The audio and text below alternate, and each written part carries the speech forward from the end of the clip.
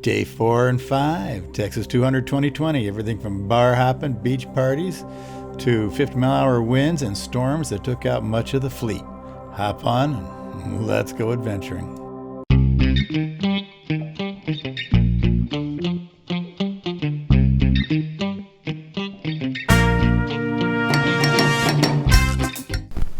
Biscuits and gravy for breakfast, guys. Beautiful morning. People are up deciding what they're doing today. Mud Island.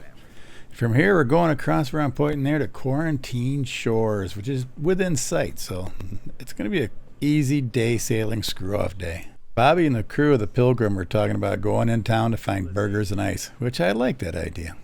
Russell's and their Windrider 17 blew by headed north, and I was hoping to catch up with them if they were just day sailing around. All right, we are loose from Mud Island. Philip and Travis Russell got back to my text and let me know they were just headed north and headed home. They weren't going to stop for the party tonight. It was light air, calm water, and gentle sailing. I sailed over to Quarantine Shores and checked out our camp for the next night. From there, I saw the signature double mast of the Pilgrim. So Bob and Kelly, the crew of the Pilgrim, and a couple other people jumped on their boat, and they're headed to town for burgers and beer. So I caught up with them to join the pillage. Port Aransas, Texas. It's out on an island. You can take your ferry across with your car or whatever, have your own boat to get there. But it's a resort town. I didn't see much more than what I could see from the marina, but it looks wild and crazy. Lots of tourists, lots of custom golf carts full of bikini-clad women running everywhere, all drunked up, and a marina full of some beautiful, beautiful world-class yachts. We hit the first bar we could find for some cold beers and some burgers. And everyone's favorite after days on the water with no facilities, an actual toilet with running hot water at the sink. We all took our turns going in and washing our faces and hands and taking a little sink bath. And conveniently enough, right next door was a store for beer and ice, so we loaded up. So with full bellies and clean faces, we made our way back over to Quarantine Shores, where I set up camp, and eventually Bobby, Kelly, and the crew headed back over to Mud Island for the night. Unbeknownst to me at the time, I had a little moisture get in the audio dongle of the GoPro, so it took about a day to dry out. So in the meantime, I'll just have to narrate us through it here. Some 100 years ago, when you were entering the country, this was a major entry point. And the boats are required to anchor off this shore and quarantine before they could land. Thus the name Quarantine Shores, which made it a perfect meeting point for the big midweek party of the Texas 200 during the quarantine times of the 2020. It's a sharp, angry, broken shell strip of hell that we packed 27 boats in for the night. The water dropped off behind the boats pretty quickly, making for great swimming. A festival atmosphere filled the air and fun was had by all. We partied till just after the sun went down when everyone hit the sack. All but a few people had plans on getting up early and sailing to Army Hole. We retreated to another awesome sunset. It cooled down to about 80 degrees for sleeping, and we had a constant wind cooling us off all night.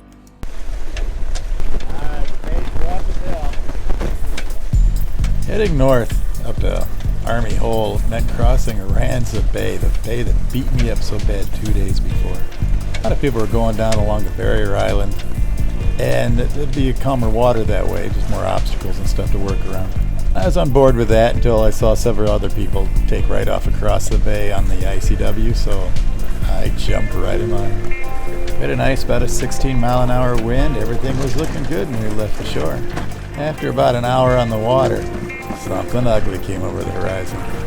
The storm front was moving fast, lots of thunder, and I was soon in the rain just before the front got to me. I was too far from shore to make a run for it, so I just had to buckle down and wait for it to hit. The Coast Guard measured it at 42 knot winds at the front, and that worked out to be about 48 miles an hour. It came from directly behind me and slammed my mainsail right into the rigging, driving the bow into the water, and I took on a lot of water. I swung her over to the starboard side to get the wind off the sail, fired up the motor so I could point to the wind, keep the whole boat from losing the mast or being flipped over. At least 2 of the Texas 200 fleet were dismasted, and several were capsized and had to be rescued. I just motored it right to the wind and just kept it pointed there for dear life until it passed. And I'm not ashamed to say I was scared and in fear of my life. I was a little busy to be playing with the camera, so I didn't have anything running when it first hit because I had no idea it was going to be so crazy. So here I am in the aftermath, just trying to keep the boat from catching the wind and dismasting. I was a little over 8 miles from the safety of shore and just doing what I had to do to survive. After what seemed like a lifetime, I was able to kill the motor and set course for Army Hole. I'd taken on a lot of water and my bilge pump was failing, and I was sitting low in the water, making it more difficult. The boat had been swamped up to the level of the floorboards, and all the shaking around and bouncing had broken loose some old leaves and debris that was in the bottom of the bilge, and it clogged the bilge pump. With over an hour to safety and shore, I was watching as more water splashed over that bow into my boat. The manual bilge pump was running about 25% efficiency, and water was coming in faster than I could pump it out. I was shooken up, cold, sore, and miserable. My plan was Army Hole for the next night, unless I could find Steamboat Island where Jeremy and his lovely lady were going to spend the night, and I was going to hook up with them. But after the storm hit, when I take a break from pumping out the boat, I was on the GPS doing a chart back to Port O'Connor, wanting to put that thing on the trailer and call it quits. I was hurt, the boat was hurt, and I'd had enough fun for the week at that point. All I could do was keep nosing it up the ICW and follow that front as it slowly worked across the coast. The Coast Guard was getting distress calls and came on the radio and ordered all boats to the nearest shore and seek shelter. But it had already passed me at that point, so it didn't help me. The warning didn't help me. Not getting any better out here. Beef jerky is delicious. If you look at my amas, that's the floats on either side there. You can see I'm sitting low in the water because of all the water I took in. I was soaking wet and had an afternoon of constant drizzle and rain here looking me in the face.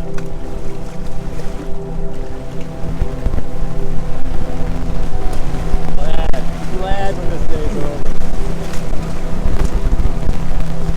Hopefully it's over on a good note.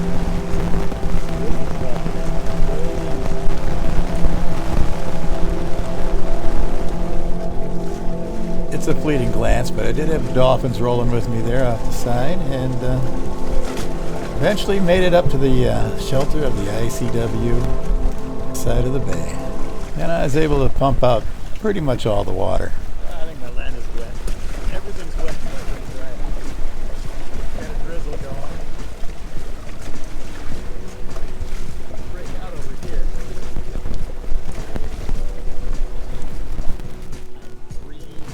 I had my bowels on board and I took them off. They're in the car. I'm not going to eat those. I'm sure we're about to be on right now because I totally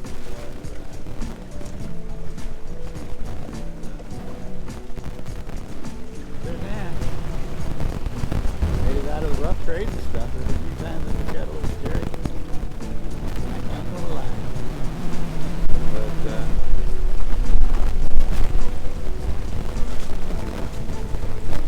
gotta earn it. Gotta earn it.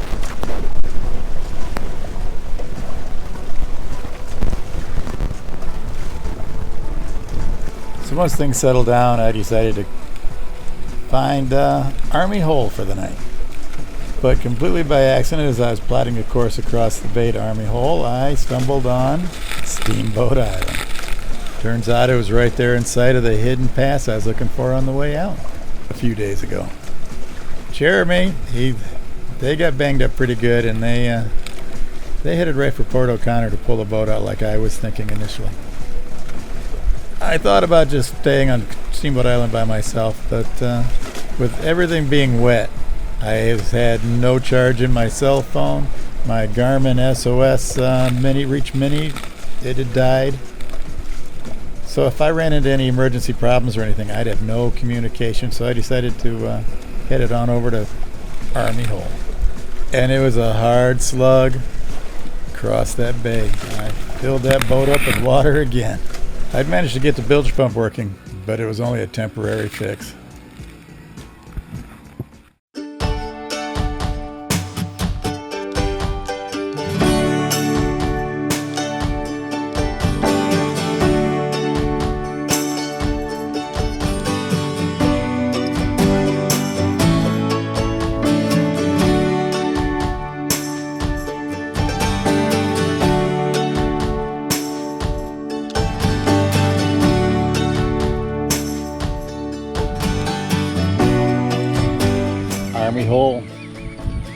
bastard coming out here. We had a storm front hit.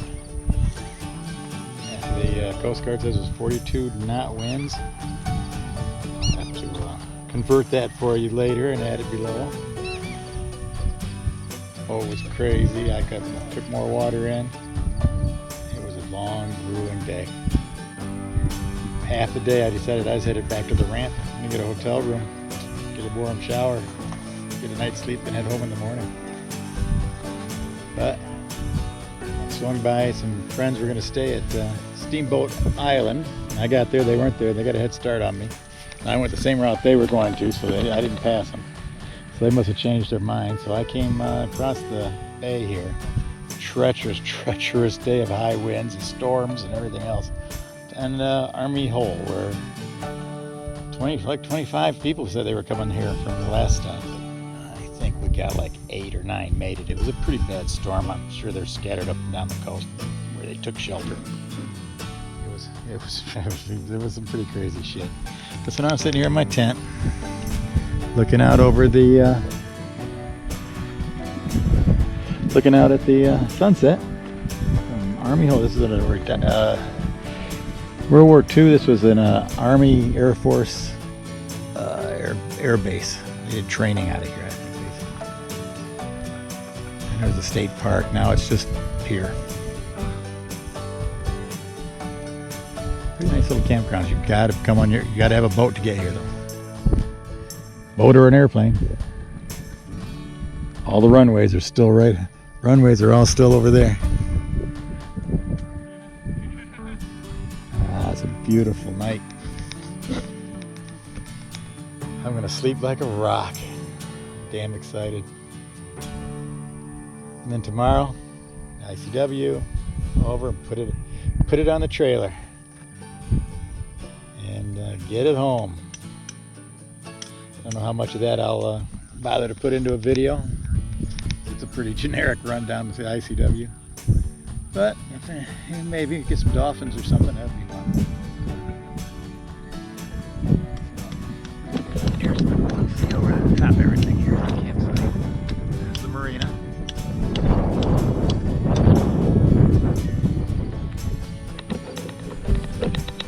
This is a kick-ass place. Maybe during the week with your boat, you're the only person on the whole island. It's sharp. Alright, time to go play.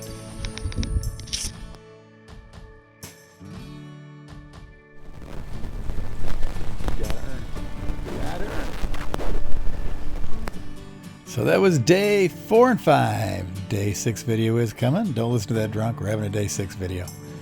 It was the fastest I ever got in that boat sailing on the way home from Army Hole. You'll be there. You'll be crewing.